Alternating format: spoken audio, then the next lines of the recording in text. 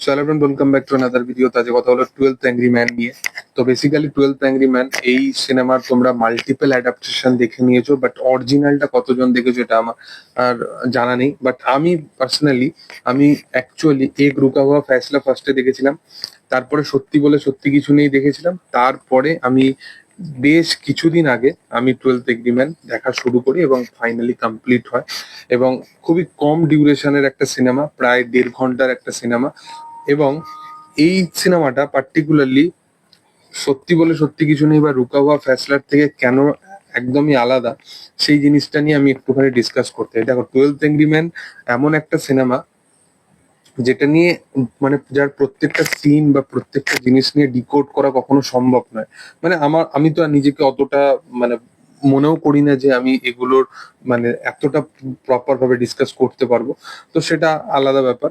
তবে তোমাদেরকে বলে রাখি যে এই সিনেমাটা যদি তোমরা দেখো, তাহলে আর যে বাকি দুটো সিনেমা সেগুলো দেখার তোমাদের মানে এক্সপেকটেশনটা একটুখানি কমে যাবে। মানে এই যে অরিজিনালটা এতটাই ভালো এবং এবং দুটো সিনেমা অ্যাকচুয়ালি দেখবে নিজের জায়গায় কিন্তু ভালোভাবে ডেলিভার করেছে, সেটা সত্যি বলে সত্যি কিছু নেই হোক বা এক রুখা হওয়া ফ্যাসলা।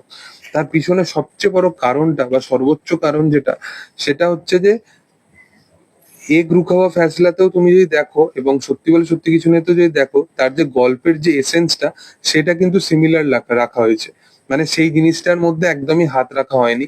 তো সেই কারণে যে ক্যারেক্টারের মধ্যে যে কনভারসেশন, তাদের মধ্যে যে আলাদা আলাদা রকম ভাবে কনফ্লিক্ট উঠে আসছে, প্রত্যেকটা 12 জন বসে আছে, তারা যে আলাদা আলাদা রকম ভাবে ডিসকাশন করছে, 12টা মানুষ আলাদা রকম, একজন একজনকে মানে ওভার পাওয়ার করছে এবং কোথাও কি ইগো সামনে আসছে, ইগো ক্ল্যাশেস হচ্ছে, সেই জিনিসগুলো প্রপার ভাবে এক্সিকিউট কিন্তু 3টে সিনেমার মধ্যেই হয়। অরিজিনালটা তো ছেড়েই দাও, সেখানে তো একদম অর্গানিক ব্যাপারই হয়ে আসবে। বাট বাকি দুটো সিনেমাতেও যেহেতু সেই এসেন্সটাকে ফলো করে, তো সেই জিনিসটা কিন্তু দারুণভাবে উঠে আসে। এবং সৃজিত মুখার্জি সিনেমাটাকে আমি রেসপেক্ট এই কারণে করি, সে গল্পের এসেন্সটাকে বজায় রেখেও যেভাবে একটা ফিকশনাল একটা দুনিয়া বানিয়ে যেভাবে সেটাকে প্রেজেন্ট করেছে, সেটা কিন্তু দুর্দান্ত। আমার সত্যি বলে সত্যি কিছু নিয়েও কিন্তু বেশ ভালো লাগে। এবার রুকা হুয়া ফ্যাসলা সেই টাইমের দরুন দাঁড়িয়ে একটুখানি অ্যাডাপ্টেশনের উপরে গিয়ে যেভাবে তারা একটু মশলা অ্যাড করে যেভাবে তারা সিনেমাটাকে দেখিয়েছিল, সেটাও কিন্তু ভালো।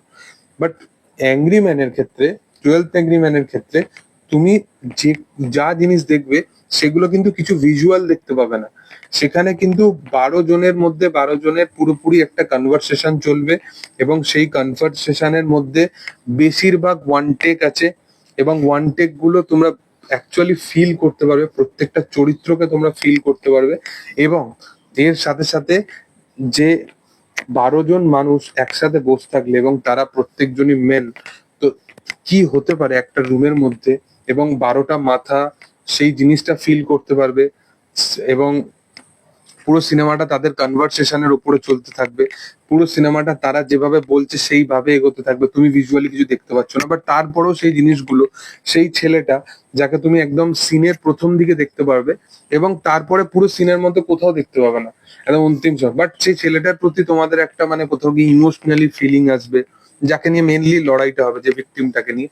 বাট এইখানে ভিজুয়ালি কিন্তু তারা দেখিয়েছিল ছেলেগুলোকে, বাট এই সিনেমাটার ক্ষেত্রে পার্টিকুলারলি সেই জিনিসটা করাই হয়নি। এবং সেই ড্রামাটাকে যেভাবে ক্রিয়েট করা হয়, যেখানে ইগো ক্ল্যাশ আছে মেন্সদের মধ্যে মোটামুটি, সেই জিনিসটাকে এখানে দেখানো হয়।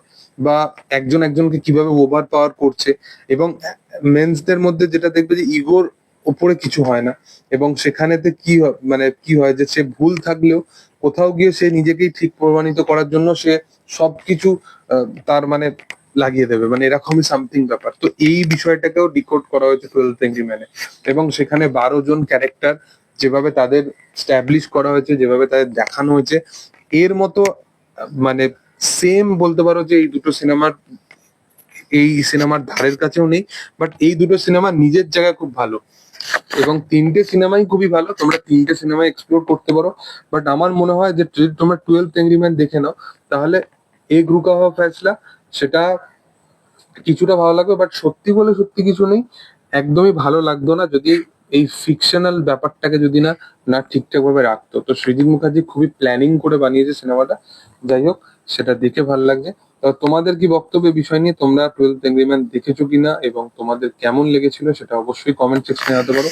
এবং ভিডিও যদি ভালো লেগে থাকে অবশ্যই লাইক করো, শেয়ার করো, সাবস্ক্রাইব করো চ্যানেলটাকে, পাশে থাকা বেল আইকনটা অবশ্যই প্রেস করে দিও। Thank you all, by.